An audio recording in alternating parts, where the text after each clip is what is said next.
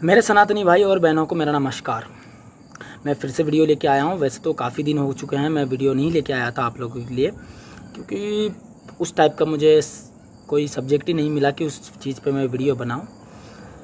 आज वीडियो इसलिए लेके आया हूँ कि काफ़ी दिनों से मैं तकरीबन एक हफ्ते से कुछ चीज़ें सोशल मीडिया पर देख रहा हूँ। वो चीज़ें काफ़ी वायरल भी हो रही है, वो चीज़ें काफ़ी लोग उस चीज़ पे अपनी राय दे रहे हैं, काफ़ी यूट्यूबर्स उस चीज़ पे अपनी राय दे रहे हैं, काफ़ी यूट्यूबर्स सपोर्ट कर रहे हैं, कुछ यूट्यूबर्स जो है वो सपोर्ट नहीं भी कर रहे। तो मैं इतने दिनों से देख रहा हूँ ऑनलाइन ये सारी चीज़ें, और मुझे एक चीज़ समझ आई। इस सारे वीडियोस देखने के बाद, ये सारे डिबेट्स देखने के बाद मुझे एक चीज़ समझ आई कि हाँ, रियल में यहाँ पे कुछ तो बहुत ही बड़ा स्कैम हो रहा है। ये इतना बड़ा स्कैम है कि ये चीज़ हम जैसे लोगों को समझना बहुत मुश्किल है, क्योंकि हम लोगों को जो हमें सोशल मीडिया दिखाती है, जो हमारी न्यूज़ मीडिया दिखाती है, वही चीज़ें हम मानते हैं, वही चीज़ों पे हम आंखें बंद करके भरोसा कर लेते हैं कि हाँ ये चीज़ें सच है। जो वो कोरोना केसेस दिखाते हैं, जो कोरोना के मोर्टेलिटी रेट दिखाते हैं, जो भी चीज़ें दिखाते हैं, उन चीज़ों को हम देख के मान लेते हैं कि हाँ ऐसा ऐसा है। और वो जैसे कह रहे हैं कि हाँ ये कोरोना बहुत ही बड़ा भयानक महामारी है, ये इतना ख़तरनाक है, जो हमको डराया जा रहा है। और आपको बता दूं कि मैं इतने दिनों से डॉक्टर विश्वरूप रॉय चौधरी जी के वीडियो देखता हूँ, ठीक है। उनकी वीडियो देख रहा हूँ और उनके डिबेट्स भी देखा हूँ जो लल्लन टॉप चैनल पे हुआ है। और लल्लन टॉप के चैनल के डिबेट से मुझे एक चीज़ पता चली कि वहाँ पे जो भी चारों लोग बैठे थे, एक तो डॉक्टर परमजीत सिंह थे, एक लल्लन टॉप के संपादक सौरभ द्विवेदी, और दूसरे थे उनके ही एडिटर थे कोई तो, और साइंसकारी के।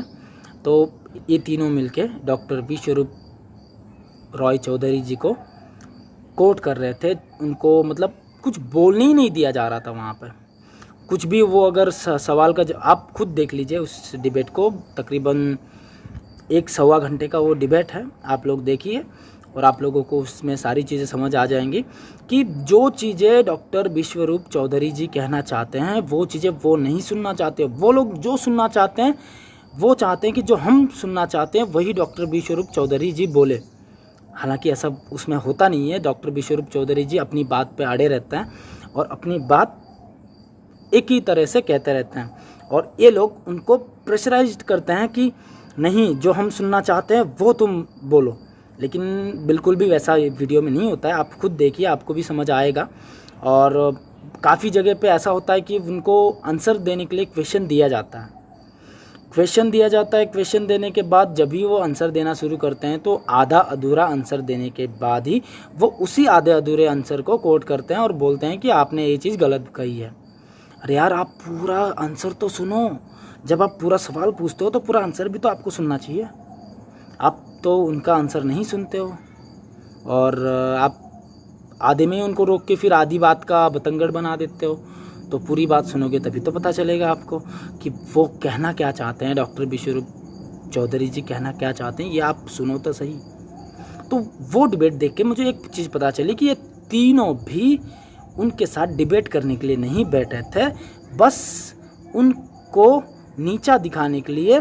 और जो जितने भी व्यूअर्स हैं, वैसे तो लल्लन टॉप के बहुत ज़्यादा व्यूअर्स हैं और रोज़ाना उनकी वीडियोस इतने सारे लोग देखते हैं, तो वो अपने व्यूअर्स के सामने, दुनिया के सामने डॉक्टर विश्वरूप चौधरी को नीचा दिखाना चाहते थे।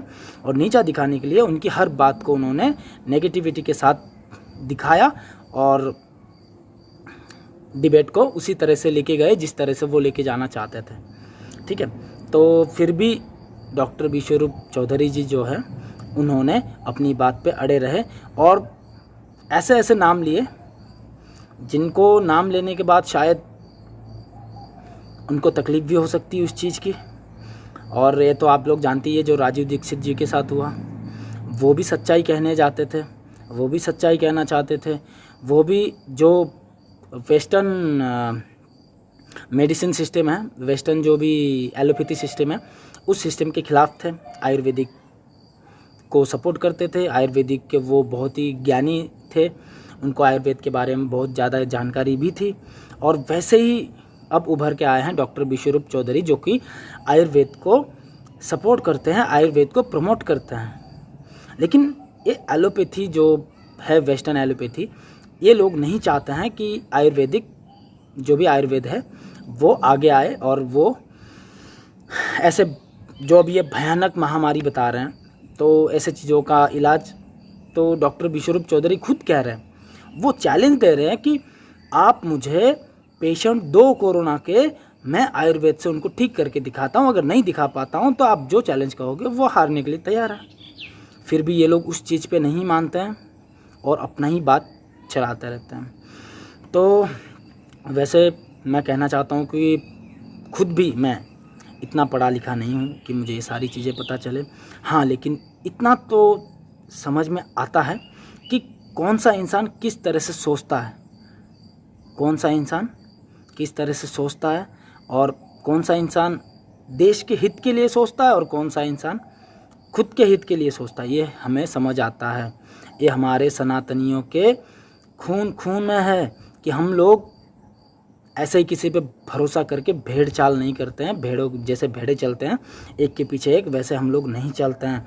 हम लोग खुद की भी समझ रखते हैं कि हाँ, क्या चीज़ सही है, क्या चीज़ गलत है। दूसरे के कहने पे हम लोग नहीं मानते हैं। हम लोग खुद भी उसको खुद डिसाइड करते हैं कि ये चीज़ सही है या गलत है। तो मैं आप लोगों से निवेदन करना चाहूँगा कि आप लोग डॉक्टर विश्वरूप चौधरी जी के वीडियोस देखो, तब जाके आपको उनकी जो भी नॉलेज है आयुर्वेदा के बारे में, जो भी उनके चीज़ें उन्होंने वीडियोस में बताई है, वो सारी चीज़ें आपको पता चलेगी। आपको बता दूं कि डॉक्टर विश्वरूप चौधरी जी ऐसे हैं जिन्होंने सिर्फ यूट्यूब के ज़रिए, उनके डीप डाइट के ज़रिए लोगों को, लाखों लोगों को ठीक किया है, जो कि निःशुल्क। मतलब अब आप बताइए, जो यूट्यूब पे वीडियोस बना के लोगों को डीप डाइट सिखा रहे हैं, जो कि लोगों को खाने का तरीका सिखा रहे हैं। आज हम लोग अपने ही खाने के तरीके के कारण हम लोग आज ऐसे हो चुके हैं। हमने अपनी खुद की आयु कम कर ली है, हमने हमारे हेल्थ के साथ पूरी की तरह से खिलवाड़ कर लिया है। वो सारी चीज़ें हमने अपने खाने पीने की आदतों के कारण ही किया है। क्योंकि हम जो हमारा खाने पीने की आदत है, जो हमें नेचुरली करना चाहिए, वैसी चीज़ें हम नहीं फॉलो करते हैं और हम कुछ अलग ही राह पे चल रहे हैं। तो इसी वजह से हमारे हेल्थ के साथ इतना ज़्यादा खिलवाड़ हो रहा है। हमको आज मेडिसिन के सहारे जीना पड़ रहा है। आप लोगों को बता दूं कि मेरे खुद के माँ, पिताजी दोनों बहुत ही बीमार रहते हैं। पिताजी को डायबिटीज़ है, ब्लड प्रेशर है, और माँ भी ऐसे ही बीमार है। माँ तो बहुत ही ज़्यादा बीमार है और इतनी एलोपैथी दवाइयाँ लेते हैं दोनों भी कि रोज़ाना उनको 8-10 गोलियाँ लगती है। रोज़ाना वो इतनी गोलियाँ खा खा के ज़िंदा हैं। तो मुझे इस चीज़ का बड़ा दुख लगता है कि मेरे खुद के मम्मी पापा आज एलोपैथी के दवाइयों पे जी रहे हैं। तो मैं तो आप लोगों से कहता हूँ कि मैं कल से ही अपने मम्मी पापा को डीप डाइट स्टार्ट करवाऊँगा और आपको इसी चैनल पे, यहीं पे आपको उसका रिज़ल्ट भी बताऊँगा।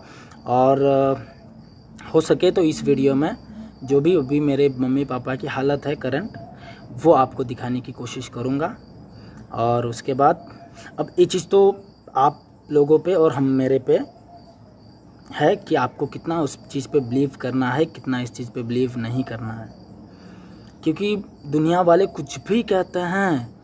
एक इंसान एक बात कहता है, दूसरा इंसान दूसरी बात कहता है। तो सोचो, 1000 लोग 1000 बातें कहते हैं। तो हमें कौन सी चीज़ माननी है, हमें किस चीज़ पे यकीन करना है, ये हमारे ऊपर डिपेंड करता है कि हमें किस चीज़ पे यकीन करना है। तो हमारे यकीन से सब कुछ है कि हम किस चीज़ पे यकीन करते हैं, हम किस चीज़ को अपनाना चाहते हैं, किस चीज़ को हम दूर करना चाहते हैं। तो जो डॉक्टर विश्वरूप चौधरी जी हैं, उन्होंने जो भी बातें कही है, मुझे काफ़ी सारी बातें तो रियल लगी, एग्जैक्ट लगी। हाँ, उनकी डीप डाइट मुझे सच में बहुत ही प्रभावित लगी, क्योंकि उससे लाखों लोगों को अभी तक फ़ायदे मिले हैं और आगे भी मिलते रहेंगे। और ख़ुद भी मैं इस चीज़ को आजमा कर देखना चाहता हूँ। मेरे खुद के मम्मी पापा बताया आपको अभी कि मेरे खुद के मम्मी पापा आज की डेट में 8-10 गोलियाँ रोज़ के खाते हैं। ब्लड प्रेशर, शुगर, सांधेवात, सारी बीमारियाँ मेरे मम्मी पापा दोनों को ही है। तो चाहता हूँ कि दोनों को मैं डीप डाइट शुरू करवाऊँ और इसके रिज़ल्ट भी आप लोगों को दिखाऊँ। अगर ठीक होता है तो भी आप लोगों को रिज़ल्ट दिखाता हूँ, अगर उसका साइड इफ़ेक्ट होते हैं, अगर ठीक नहीं होता है तो भी आप लोगों को रिज़ल्ट दिखाऊँगा। तो ज़्यादा बड़ा वीडियो नहीं बनाते हैं, चलते हैं। और आप लोग भी अपना ध्यान रखिएगा। और वैसे तो इस चीज़ से डरने की कोई बात नहीं है कोरोना से, फिर भी अपने परिवार का और अपने लोगों का ख्याल रखिएगा। जैसे कि मेरे मम्मी पापा हैं, वो हमेशा से बीमारी से ग्रस्त हैं, तो ऐसे लोगों को कोई भी नॉर्मल सा वायरस भी हो तो वो भी उन लोगों को बहुत ही ज़्यादा तंग कर सकता है। तो ऐसे लोगों का ज़्यादा ख्याल रखो जो लोग पहले से बीमार से ग्रसित है। उनकी वजह से आप लोगों को घर में रहने की ज़रूरी है, क्योंकि आप लोग अगर सोशल डिस्टेंसिंग का पालन करेंगे तो वो चीज़ आपके घर तक नहीं आएगी। अगर आपके घर तक नहीं आएगी तो आपके घर वाले स्वस्थ रह पाएंगे। तो आप लोग कोशिश करिएगा कि अपने घर वालों का ख्याल रखें, खुद का भी ख्याल रखें और अपने देश का भी ख्याल रखें। चलते हैं। हर हर महादेव, जय श्री राम।